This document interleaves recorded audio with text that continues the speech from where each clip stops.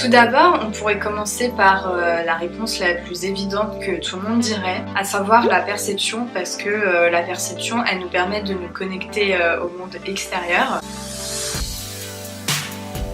Bien, ce sont donc nos 5 sens, à savoir la vue, le toucher, l'ouïe, l'odorat et le goût. Donc percevoir quelque chose, on se rend compte que ce n'est pas uniquement la vue, on peut très bien percevoir un son comme on peut très bien percevoir une odeur. Et donc quand on perçoit quelque chose, il faut savoir que on ne fait jamais d'effort.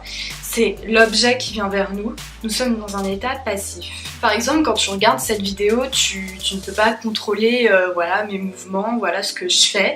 Tu peux pas contrôler non plus mes paroles, tu peux pas contrôler ce que je dis. Tu ne choisis pas non plus de faire des zooms ou des dézooms, puisque tu ne peux pas contrôler ce que tu perçois. Alors que si tu imagines quelque chose, par exemple un centaure, tu peux l'imaginer en train de faire ce qu'il veut, tu peux l'imaginer en train de dire ce que tu veux en fait, parce que là tu es en train de contrôler ce que tu imagines, tandis que quand tu le perçois, tu ne contrôles pas, et quand tu imagines à partir de ce que tu perçois. Donc par exemple, tu imagines un centaure parce que tu as déjà vu dans ta vie un homme et un cheval, et c'est donc pour cela qu'on peut imaginer cela. En fait, toute pensée imaginative repose sur notre perception, mais la différence entre ces deux choses-là, c'est que quand on perçoit quelque chose, on est dans un état passif, et quand on imagine, on est dans un état actif. Et leur point commun, c'est que quand on perçoit et quand on imagine, c'est toujours quelque chose de concret, qu'on imagine ou qu'on perçoit. Par exemple, dans le rêve,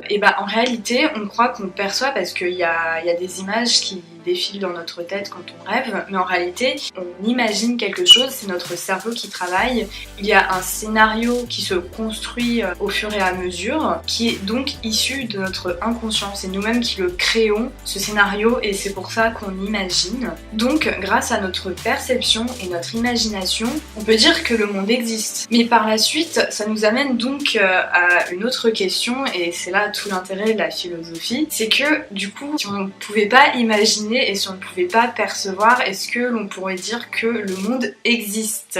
Si je ne vois pas, si je n'entends rien, si je ne sens rien, si je ne peux rien goûter, si j'ai pas de langue, et aussi si je ne peux rien toucher, et même avec mes pieds, est-ce que même si je ne sens pas le sol sous mes pieds, donc je ne perçois vraiment strictement rien, est-ce que l'on pourrait dire dans ce sens-là que j'existe? Enfin, qu'est-ce qui pourrait me permettre de prouver que le monde existe à ce moment-là? Parce que du coup, comme je n'ai strictement rien perçu, je n'ai aucun contact avec le monde extérieur, du coup je ne peux même pas imaginer non plus en fait dans ma tête. Et c'est donc pour cela, en raison de cette question, que la philosophie existe. Parce que quand on philosophe, on est dans la conception, on cherche à bien concevoir, on se pose des questions existentielles, on réfléchit, on est tout le temps en quête de vérité. Enfin bref, en philo, on apprend donc à concevoir. Concevoir, c'est comprendre la définition d'un objet. Par exemple, si on reprend l'exemple de la vidéo, on pourrait dire donc, si on conçoit ce qu'est la vidéo, on pourrait dire que c'est un ensemble d'images en mouvement qui dévoilent quelque chose. Donc concevoir, on pourrait dire que c'est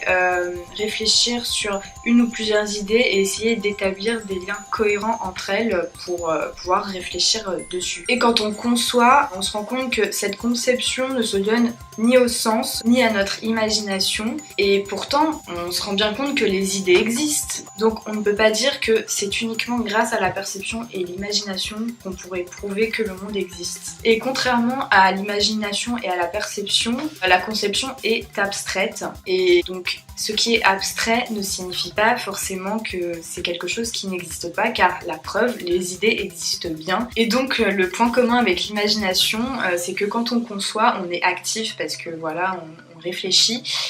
Contrairement à la perception, nous sommes passifs. Donc vous l'aurez donc bien compris, parce que quand nous concevons, nos idées viennent de notre monde intérieur, tout comme l'imagination, alors que nous percevons grâce au monde extérieur. On pourrait donc dire, pour conclure, qu'en philo, on réfléchit donc dans notre monde intérieur en nous basant sur le monde extérieur.